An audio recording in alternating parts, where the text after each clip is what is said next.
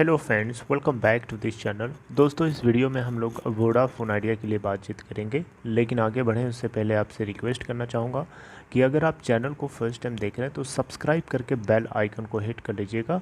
और दूसरी चीज़ कि अगर आप डीमैट अकाउंट ओपन कराने के लिए इंटरेस्टेड हैं तो डिस्क्रिप्शन बॉक्स में लिंक आपको इसी वीडियो के दिया हुआ है। दोस्तों, वोडाफोन आइडिया लिमिटेड आज आपको 8.50 के आसपास मिल रहा है। कल को ये 50 रुपीज़ से भी आगे अगर बढ़ जाएगा तो फिर इस केस में आपके पास पछताने के अलावा कोई ऑप्शन नहीं होगा। अब यहाँ पे आप क्वेश्चन पूछ सकते हैं कि क्या आपको ये कैसे पता है कि 50 के ऊपर भाग जाएगा, कैसे बता रहे हो, ये आप क्वेश्चन कर सकते हैं। दोस्तों, ये बिल्कुल आपकी बात मैं सही कहूँगा कि आप सही कह रहे हैं। ये कोई भी नहीं बता सकता श्योरिटी के साथ कि 50 रुपीज़ से ऊपर जाएगा या 50 से नीचे जाएगा।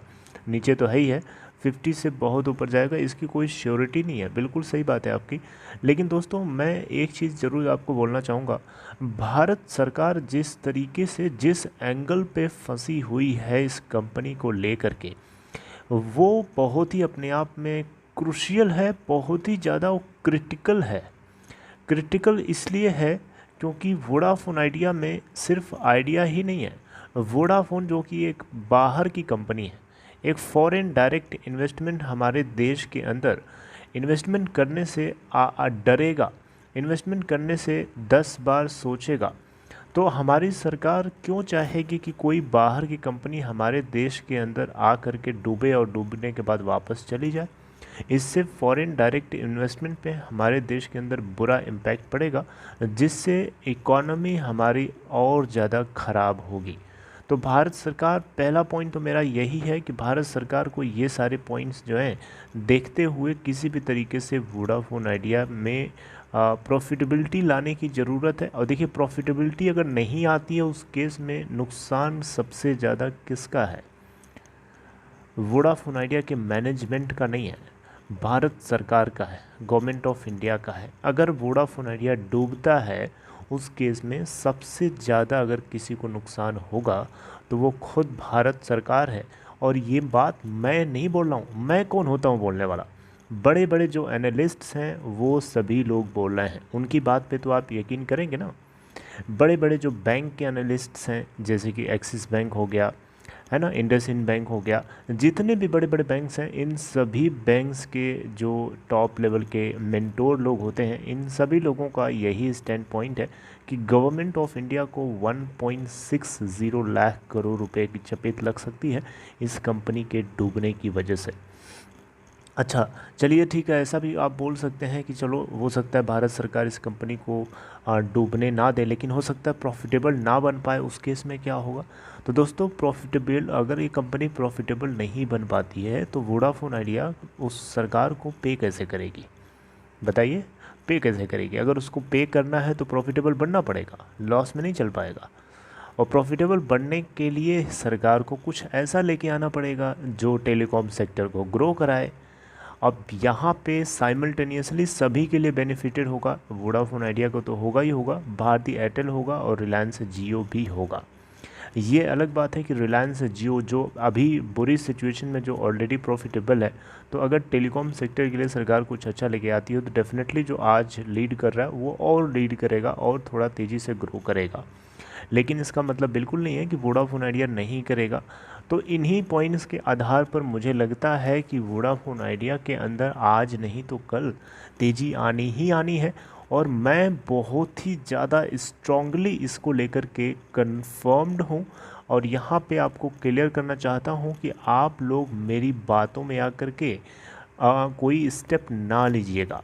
आप जो भी स्टेप लें, जो भी आप कदम उठाइएगा, उसकी रिस्पॉन्सिबिलिटी खुद के ऊपर लीजिएगा। मैं कोई भगवान नहीं हूँ, मैं कोई पंडित नहीं हूँ, मैं जो बोल दूँगा वो बातें बिल्कुल सही हो जाएंगी। गलत भी हो सकती हैं, मेरी बातें गलत भी हो सकती हैं, मेरा पॉइंट ऑफ व्यू रॉन्ग, मेरी एनालिसिस रॉन्ग हो सकती है, लेकिन मुझे मेरी एनालिसिस सही लगती है। और ज़रूरी नहीं है कि आपको भी लगे, आपको लग भी सकती है, नहीं भी लग सकती है। It's all up to you and go according to your own decision. दोस्तों देखिए, किसी भी बिज़नेस में ना रिस्क होता है, चाहे आप कोई भी बिज़नेस करें। कोई ऐसा बिज़नेस बताइए इस दुनिया में जहाँ रिस्क ना हो? कोई ऐसा बिज़नेस नहीं है। आप घर से बाहर निकलते हैं, क्या आपको पता होता है कि क्या अगले पल होने वाला है? You do not know anything, कुछ भी हो सकता है किसी भी पल, राइट। तो वहाँ पे यहाँ ये बिज़नेस है, बिज़नेस में कहीं पे भी आपको किसी भी तरीके की सर्टेनिटी नहीं होती है, और यानी कुछ भी हो सकता है। अब देखिए एग्जांपल के तौर पे आप बैंक में पैसे जमा करते हैं, अब आप बोलेंगे कि वहाँ से तो एफडी है यार, वहाँ से तो फिक्स डिपॉजिट हो जाता है, वहाँ से तो आ ही रहा है ना, उसमें कौन सा रिस्क है? क्यों नहीं रिस्क है उसमें? आप बैंक में, जिस बैंक में आप एफडी करा रहे हैं, वो बैंक आपको क्या कोई आपने वहाँ पे अपना फंड जमा किया, अपना पैसा जमा किया, क्या उसने आपको सिक्योरिटी दी है? अगर कल को बैंक डूबता है तो क्या आपको पूरा अमाउंट मिल जाएगा? नहीं मिलेगा, आपको लॉस होगा। होगा कि नहीं होगा? तो मेजॉरिटी आपकी कैपिटल वहाँ से डूब गई, अगर बैंक डूबा तो लॉस है कि नहीं है वहाँ पे, बताइए। तो कोई भी ऐसा बिजनेस नहीं है दोस्तों जहाँ पे आपको 100% श्योरिटी हो कि आप ग्रो करेंगे। उसके साथ अनसर्टेनिटी एसोसिएटेड रहेगी ही रहेगी, आप उसको एलिमिनेट नहीं कर सकते। अगर आप एलिमिनेट करने की सोच रहे हैं तो आप बिल्कुल वैसी ही बात कर रहे हैं कि इस दुनिया में धूप और छाँव दोनों अलग अलग, ये कैसे पॉसिबल है? ये नेचर का रूल नहीं है, it's against of nature. Okay, तो दोस्तों इतनी सारी बातें मैं आपसे किया, इन सबका पॉइंट ऑफ मतलब कंक्लूजन यही है कि आप लोग आज जिस लेवल पे, जिस इस काउंटर पे जिस लेवल पे आपको टिकट दिखाई दे रहा है, ये टिकट आपको महंगा भी होता हुआ दिखाई दे सकता है, और शायद उस समय आप पछता रहे होंगे, रिग्रेट कर रहे होंगे, और ये अभी आपको चीपर रेट्स पे मिल रहा है, और आप अपने अकॉर्डिंग डिसीजन लेकर के पोजीशन ले सकते हैं इसमें लंबे समय के लिए या फिर मिड टाइम के लिए। एंड रही बात टारगेट की, तो दोस्तों 30, 40, 50 इन सब लेवल्स को एक क्रॉस करता हुआ ऊपर भाग सकता है कुछ पॉइंट्स के आ जाने के बाद, कुछ पॉइंट्स के क्लियर हो जाने के बाद। अब ये पॉइंट्स कौन कौन है?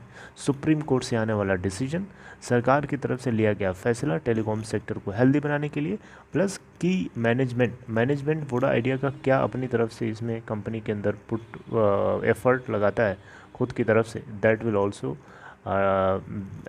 Also matter, right. तो दोस्तों ये एक वोडा आइडिया को लेकर के मेरा पॉइंट ऑफ व्यू है जो पॉजिटिव आपको करने के लिए है, एंड आई होप कि आपको ये पॉइंट्स जो हैं पॉजिटिवली समझ में आ रहे हैं, और आई होप कि आप भी इस तरीके से बुलिश हैं इसको लेकर के। मैं हमेशा से बुलिश हूँ इसको लेकर के। जब ये 2.40 का लो बनाया था एक समय पे, आपको शायद याद भी ना हो।